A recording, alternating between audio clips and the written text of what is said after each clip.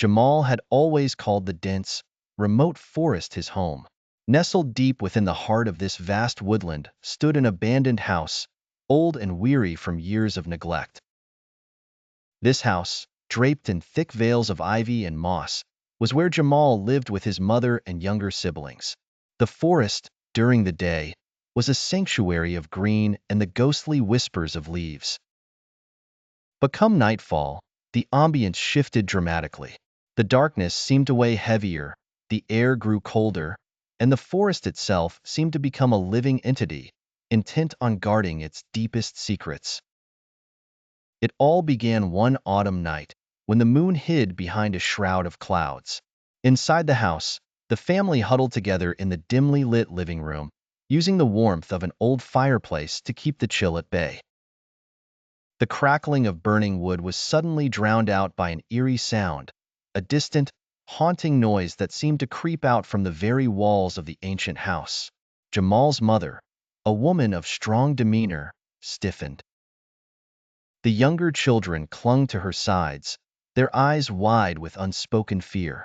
Jamal, trying to assert some form of bravery, decided to explore.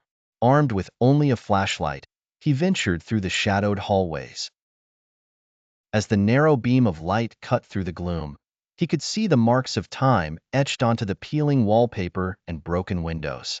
The house sighed and groaned, each creak and moan resonating like the mournful wails of ghosts trapped within. Suddenly, the flashlight flickered and died, plunging Jamal into darkness. He calmed his racing heart, and just as he was about to call out for his mother, he heard it again, the strange noise, much closer now. It was a scraping, shuffling sound, like something heavy being dragged across the floor. Mustering all his courage, Jamal followed the noise, his footsteps echoing softly in the silence. He reached the old dining room, now barely more than a skeletal frame of its former self. There, in the far corner of the room, he found what was making the noise, an old rocking chair, moving on its own accord, back and forth in a rhythmic motion. The hairs on the back of his neck stood on end. Back in the living room, his mother listened intently to the sounds of the house, her mind racing through old tales and warnings once told by her grandmother. Suddenly, the lights flickered and for a brief moment, she saw the silhouette of a figure standing by the window. When the lights steadied, the figure was gone, leaving behind only a cold dread. The family spent the rest of the night huddled together, sleepless and vigilant.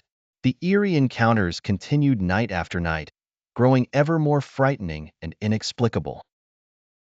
Jamal and his family realized that they were not alone in the abandoned house. Something ancient and restless resided alongside them.